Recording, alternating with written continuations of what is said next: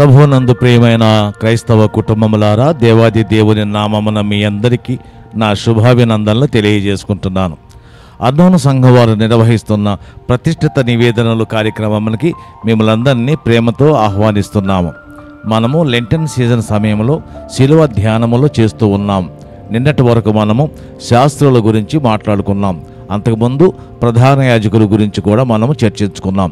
ఈరోజు నుంచి పరిసయ్యుల ప్రవర్తన విధానాన్ని ఒకసారి జ్ఞాపకం చేసుకుందాం. పరిసయ్యులు అంటేనే ప్రత్యేకించబడిన వాళ్ళు. యేసుక్రీస్తు కాలము నాటికి యెహోవా కొరకు ప్రతిష్ఠించుకున్న వాళ్ళు వీళ్ళు. వాళ్ళు సంఘములో గొప్పవాళ్ళుగా ఉన్నారు, మంచివాళ్ళుగా ఉన్నారు. యెహోవా ధర్మశాస్త్రము సరిగ్గా ఇంప్లిమెంట్ అవుతుందా లేదా అని చూడడము వీళ్ళ బాధ్యత. యెహోవా ధర్మశాస్త్రం అనుసరింపని వాళ్లకు చెప్పి బోధించడము వీళ్ళ బాధ్యత. వీళ్ళు ఆ పద్ధతులు చక్కగా పాటిస్తారు. అందుకు వ్యతిరేకంగా ఎవరైనా కనిపిస్తే వాళ్ళని తీవ్రంగా విమర్శిస్తారు, వాళ్ళని తిట్టో కొట్టో వాళ్ళ చేత ఆ పని చేపిస్తారు. అంటే ధర్మశాస్త్రాన్ని ఫాలో అవటంలో వీళ్ళు అంధవేషణ చేయాలంటే వీళ్ళు దాని అలా వ్యతిరేకంగా ప్రవర్తిస్తే అంగీకరించరు. అలాంటి వాళ్ళు పరిసయ్యులు. పరిసయ్యులలో యేసుక్రీస్తులో నచ్చని విషయం ఏంటంటే, పరిసయ్యులకు ఒకటి యేసయ్య పాపులతో కలిసి తిరగటం.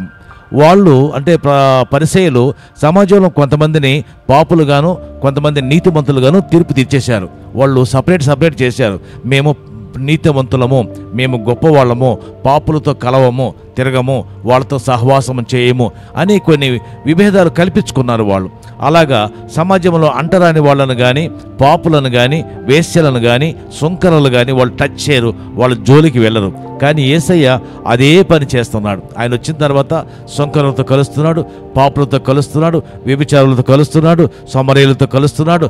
ఆ మాటలు, ఆ క్రియలు వీళ్ళకి ఏమాత్రం నచ్చటం లేదు. దేవుని కుమారుడు అని చెప్పుకుంటున్నాడు కాబట్టి వాళ్ళు ఉపేక్షిస్తున్నారు. కానీ ఈయన రాను ఇవి ఎక్కువ చేస్తున్నాడు. లూకా సువార్త 15వ అధ్యాయంలో ఒక మాట చూద్దాం. 15:2 లూకా సువార్త 15వ అధ్యాయము 2వ వచనం చూద్దాం. పరిసయ్యులు శాస్త్రులు అది చూచి ఇతడు పాపులను చేర్చుకొని వారితో కూడా భోజనము చేయుచున్నాడని చాలా సణుగుకొనిరి. పరిసయ్యులు శాస్త్రులు దాదాపు వీళ్ళిద్దరు కలిసే ఉంటారు. అన్ని ఏరియాల్లో కూడా శాస్త్రులు పరిసయ్యులు కలిసే ఉంటారు. మరి ఈ పరిసయ్యులు యేసుక్రీస్తులో ఉన్న తప్పుని, అంటే వాళ్ళు గమనించిన తప్పు ఏంటంటే, యేసయ్య పాపులతోనూ మరి భోజనము చేయటము, వాళ్ళతో సహవాసము చేయటము నచ్చలేదు. పాపులు అంటే వీళ్ళ మాట వినని వాళ్ళు, దేవుని మాట వినని వాళ్ళు కాదు, వీళ్ళ మాట వినని వాళ్ళని వీళ్ళు పాపులుగా ట్రీట్ చేశారు. కాబట్టి యేసయ్య వాళ్ళ దగ్గరికి వెళ్ళి వాళ్ళతో మాట్లాడటం వీళ్ళకి నచ్చలేదు.